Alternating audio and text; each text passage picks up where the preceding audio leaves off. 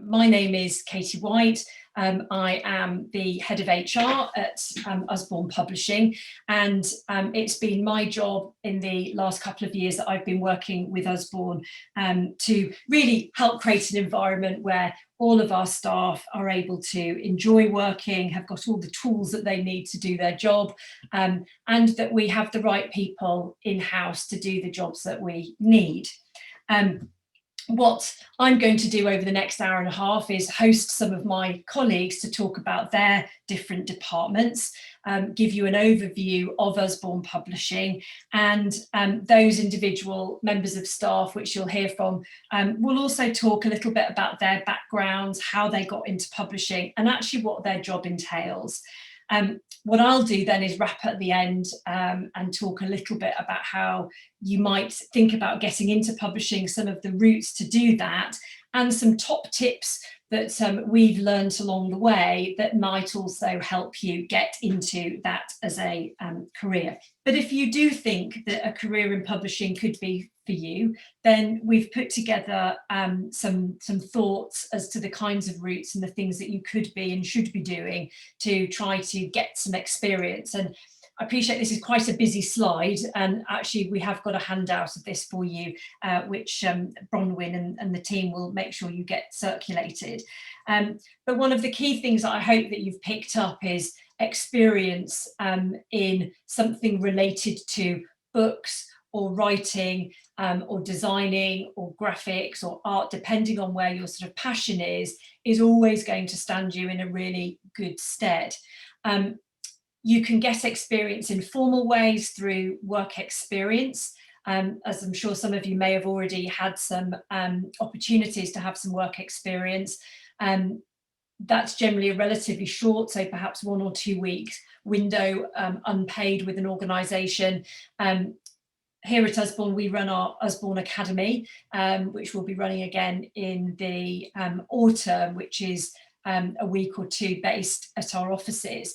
And effectively it's to give you experience of an organisation and to just understand and gain more information about the departments, what the roles entail, a little bit more hands-on. You might be able to explore whether there are internships that you can take advantage of. Again, an internship tends to be something a little bit longer, and for the most part, again, that should be paid, and that's something that I'm going to come on to as we go on to the next slide. But an internship would expect you to be doing some work, but you're likely to be there for a little bit longer and get a little bit more immersed into a company.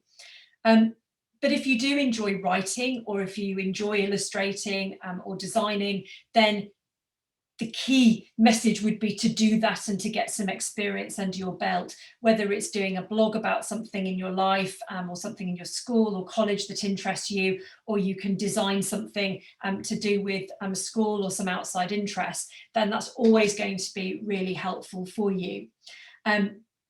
There's a couple of organisations I've mentioned here. Pathways into Children's Publishing is an organisation, a charitable organisation who's helping to support young people pursue careers in illustration, and that's a really useful way to kind of explore some of the opportunities that might be available for you, and also to give you an opportunity to get some hints and tips onto how to sort of optimise experience. And Megaphone is an organisation that supports writers of colour to equally develop their writing skills. In terms of getting a job, nobody is trying to say that it's easy to walk into a job in publishing. It's not a huge industry, and there are some challenges there. And often it may be, as you've heard from some of the staff today, that you've got to go in a slightly left field route, whether it's going in as a PA or coming in doing a job that you may not have thought is something that you definitely want to do. It will then potentially be able to open the door to other opportunities. And there are lots of recruitment agencies and companies who have what they would call a sort of temporary department, which would take temporary staff into publishing organisations, and that can be a really good way to gain experience in different departments, as well as gaining a network, making contact with people and trying to find other opportunities that can lead on to a bit more experience. I think, as Arfana mentioned sort of most recently, try and find a job in a bookshop. As we've said, probably one of the biggest passions is to have a passion for books and a passion for reading. And if that is something that interests you, if you can secure a job in retail in something to do with books, then that's going to stand you in really good stead. It gives you an idea of what books sell, what those books are, how they're being positioned physically in an organisation, how they're being promoted. You're talking to people there about the books that they're wanting to buy or they're interested in. So it gives you a really good broad perspective of the market, and gives you experience that you're not going to get from just purely going to university and studying writing or English literature. It's giving you kind of hands-on real commercial experience. That being said, going to university is probably the most common route for people to find a role in publishing, and certainly at Usborne, that is very common, and most people do have a degree, although very many don't as well and have come in through a different route.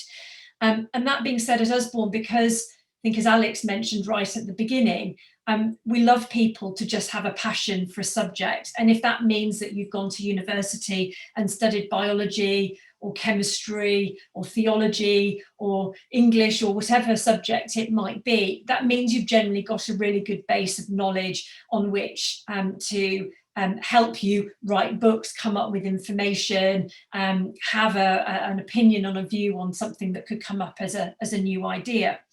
Again, if you're likely to want to do something that's perhaps more within the design sphere, then going down an art course or a graphic design course is going to be really, really useful for you.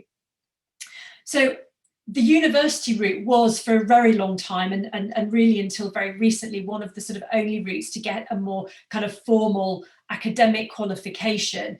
But very recently, there has been a brand new publishing apprenticeship created, a new publishing apprenticeship standard, which was put together by actually some of the much larger publishers, amongst others Penguin and Bloomsbury, all came together to put together an apprenticeship, which is around a 15-month programme, level 3 programme, by which publishers could bring people in as apprentices with possibly no other experience and allow them to get experience right across the organisation, right across lots of different departments.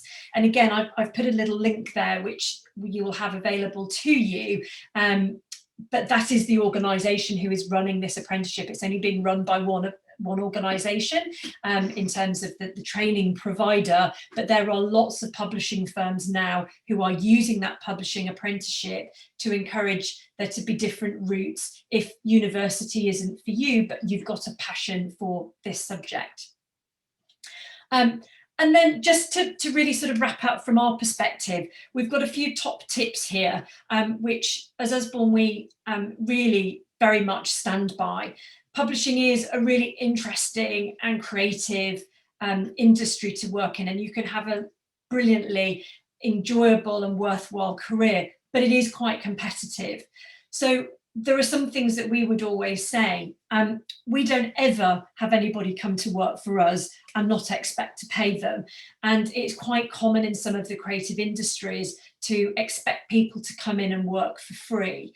And we would say that that might feel particularly attractive if it's providing you with an opportunity. However, we would strongly encourage you to, if you can, try and pursue those opportunities where there is some at least minimum wage associated with those, in order to ensure that you are coming with a value to that organisation. You are coming with some skills which may not be particularly well honed, but you shouldn't undermine yourself by just offering up those services for free. Get to know your way around different departments, so that when perhaps you do have an opportunity to talk to somebody, or have an opportunity to get an interview, or be talking to somebody about an opportunity, you can demonstrate you've got a knowledge of how the industry works. Again, we've tried to give you a very compressed version of some of the key departments. And again, within our handout, we've got some more information on there for you to take a look at. But that's always going to help you promote yourself, by being able to demonstrate you've got a good knowledge of the company and the departments within it. There's lots of organisations that you can either join or follow. So things like the Society of Young Publishers is probably a pretty much dead cert. If, having come away from this today, it's something that you think might be of interest to you, join, follow them, deep dive into the information that is provided there. There are loads of resources to help people look at the routes into the industry.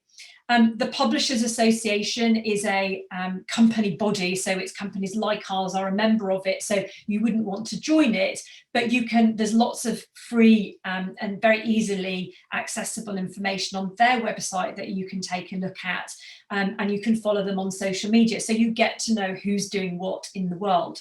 Similarly, Independent Publishers Guild, we are an independent publisher, you can find out information about what those organisations are doing. The Bookseller Magazine is our industry Bible. You can access that online. You can pick up a copy of it as well, but that generally is stuffed full of what's going on, who's bought the rights to what books, who are the movers and shakers in the market, where are the themes, what's happening at the book fairs, jobs are advertised within there. So it really is the one place that we go to sort of get information on, for us, for our competitors, and what else is going on the market, but for you to understand what's going on. And then finally, the easiest and the simplest thing that you can do today is utilize social media, is follow anybody, follow your authors, follow the publishers, follow any writers or illustrators that you're interested in, follow the associations and societies that we've detailed there, and ensure that you engage as much as possible. Again, the more information that you have got, the more convincing you're going to sound at interview, and the more that will give you to allow you to hopefully explore some opportunities within this lovely, lovely industry. So that is the end of our presentation. So number one, thank you very much for all sort of participating for this long.